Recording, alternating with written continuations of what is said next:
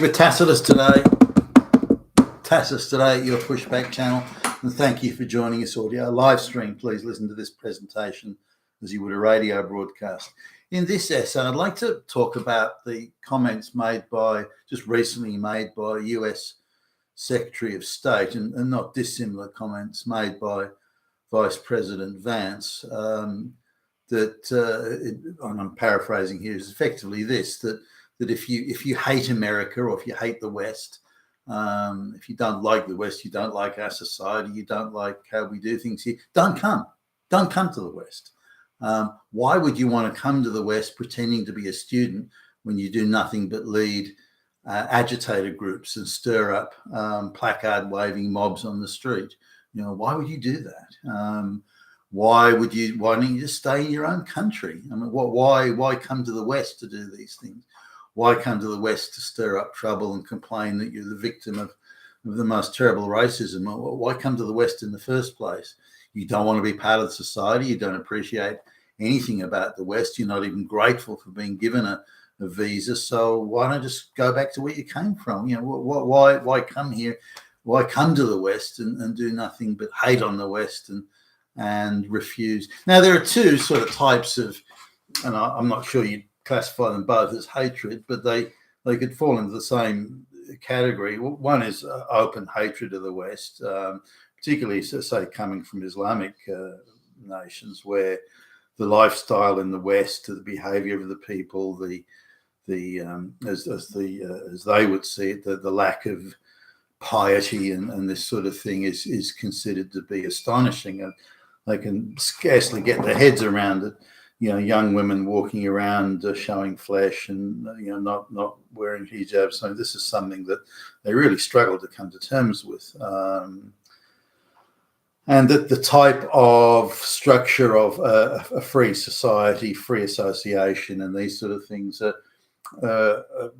really quite foreign to these cultures, and they're allowed and encouraged to import their culture into the West as well, which means they never, with some obvious, there's going to be some exceptions, they never really come to grips with living in the West and understanding the Western lifestyle and the Western structure. Now, the Western social structure.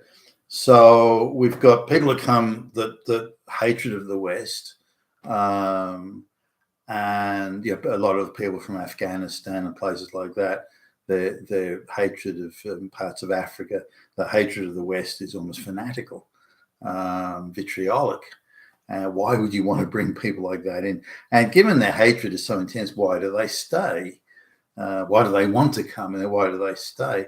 You look at all the people that do the rounds of the talk show circuits in, say, Britain or the United States. There's the vast majority are migrants. There's was recently watching a current affairs show in Britain, and there's a woman who came, I think, as a 2-year-old child to Britain, and has led a very privileged lifestyle in Britain and is part of the wealthy elite. And during the course of this current affairs show, she spent an hour saying how wicked, evil, terrible and bad white people are. Oh, they're all racist Nazis, they're this, they're that, and English society is rotten to its core, and this sort of thing. Well, then why do you stay? I mean, okay, she came as a kid, but you're one of the most privileged people in the country. You're running around saying that you're a victim of racism. I mean, that's insane. So all the agitator class, I mean, globalist controlled puppets, sure, but all the agitator class are people who are pretty much people who are migrants of one form or another. Now, that's hating on the country, hating on the West, hating on Western society. That's one thing. The other side of that hatred, which is the other side, I think, the same coin, is to import your culture, to doggedly refuse to integrate, to take the view that Western culture or Western societal structure or lifestyles are spiritually, morally, and culturally so repulsive that you just don't want any part of it.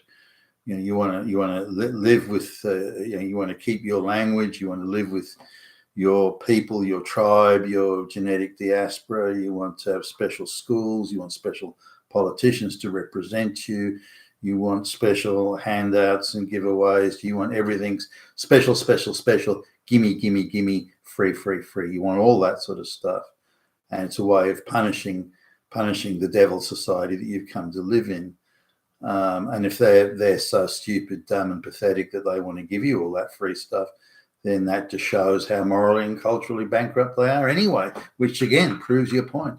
So you have these vast enclaves of people that not only are not integrating, or integrating only in how much free stuff can I get out of these folks, that type of thing. So, and I constantly come back to, and have mentioned it many, many times now, about Indians. Indians are 4, 5, 6, 7 generations Western born, and yet they still insist that they're Indian. They don't say, "Oh, I'm Australian. I've been in Australia since 1860."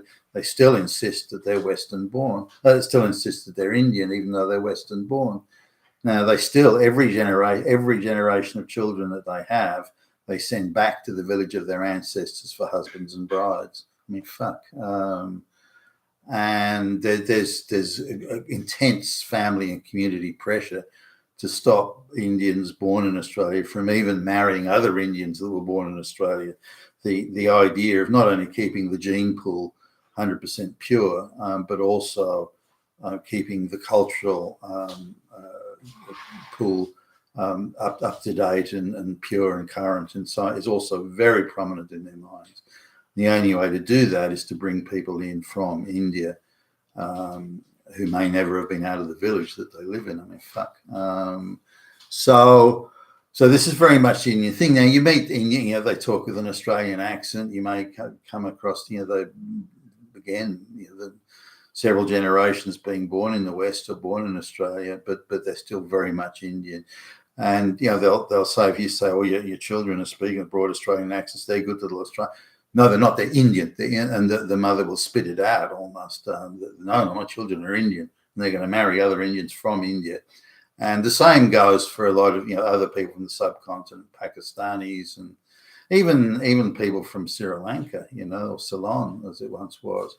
They come here. They're the same thing. They send back for husbands and brides and everything. So the integration rate is actually very low, and very low, like I would say 1 or 2%. Now we see the same thing in, say, where Indians were being brought to Fiji in the 1850s. So they're many generations on. Still, the integration rate is around 1 or 2% there. Some say it's even as high as 5%. But if it's after 170 years, if you've only got a 5% integration rate, then you're not doing so well. So these same from the Middle East, but people from even Christians from Lebanon, who came to Australia in the 1960s, they still send back to the villages of their ancestors. If you go to a Middle Eastern wedding, they'll talk about how they're the people. They come from a good village, and it's all this sort of what? Are you kidding me? I mean, what are you even talking about? They're still talking. It's a marriage ceremony that could have been from 1,000 years ago. They're still living again, even the Christians. So, and this is all over the Middle East, and there's quite an urbane, sort of cosmopolitan, well-educated Middle Eastern guy. I was talking to some weeks ago now, and his daughter's due to finish senior high school fairly soon, and so they're the family is set to, back in the Middle East, and the family is set to find a husband for her, or at least to suggest possible marriage partners. And they're a bit worried that she might have been westernized, because she came to Australia when she was very young.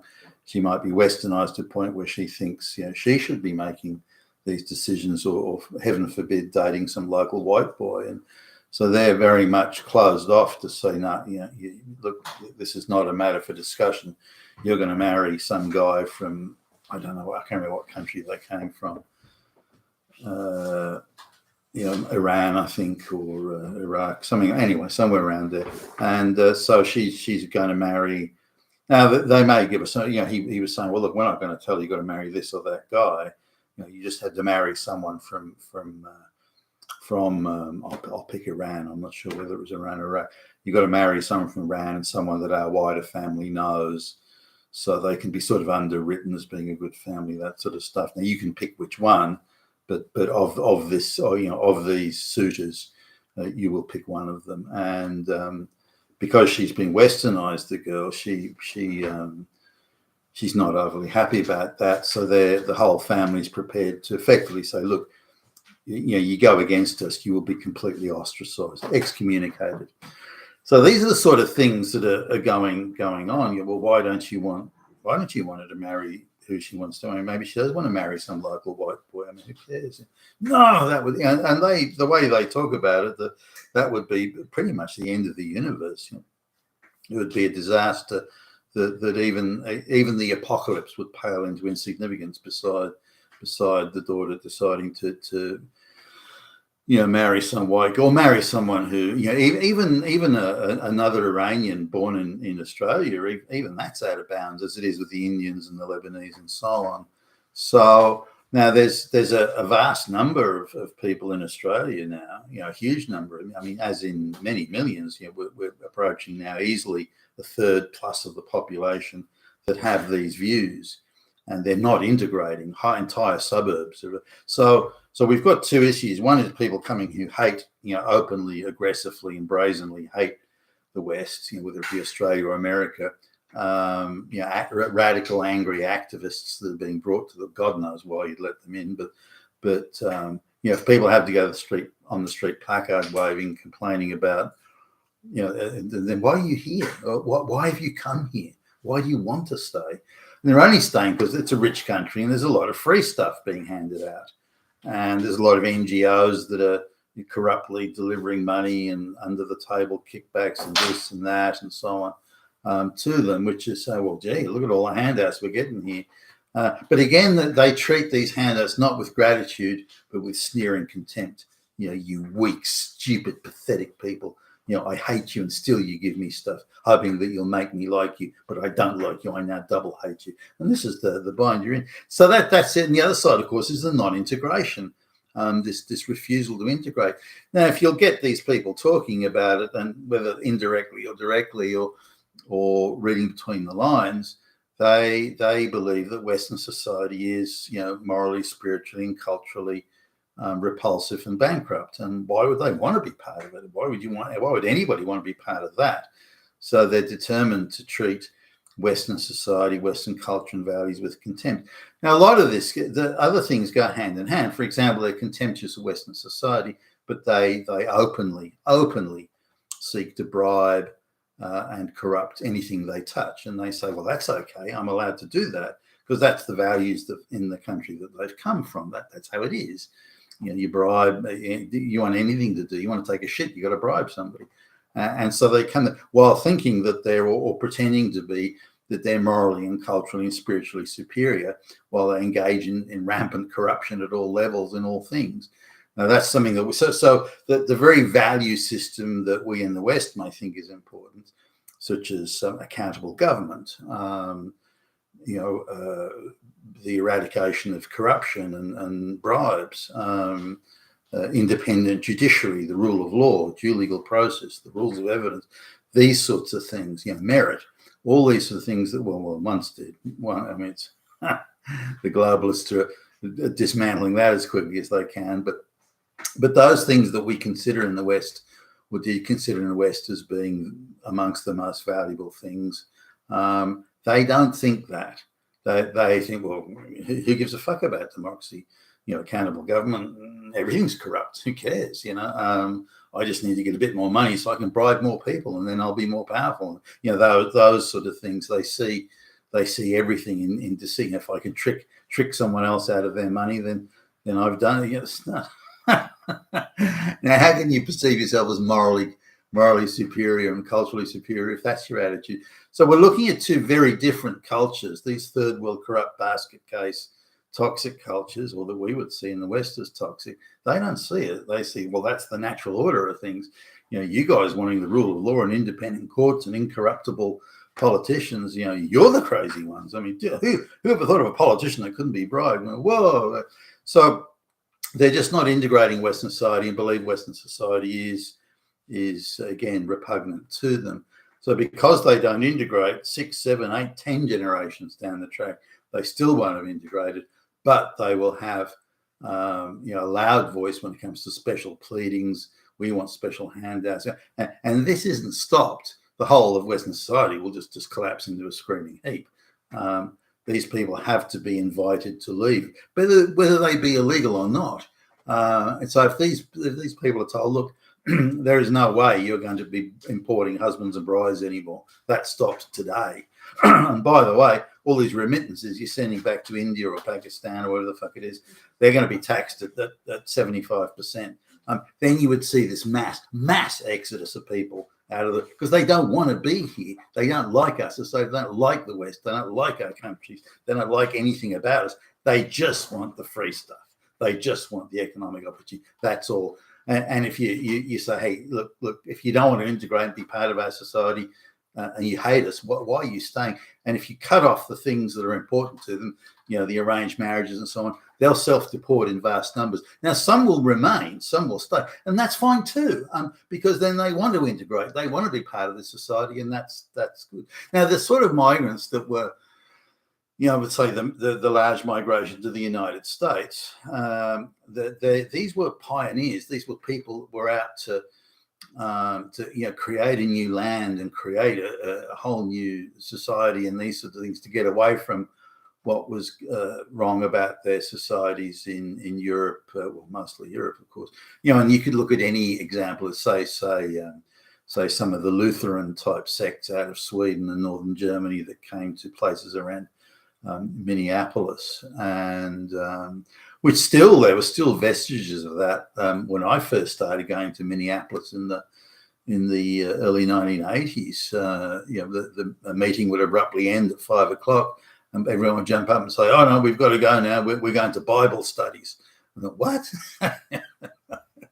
And then they gave me a bit of a chapter and verse about how they were, their religious persecution going back, 100 plus years, whatever it was.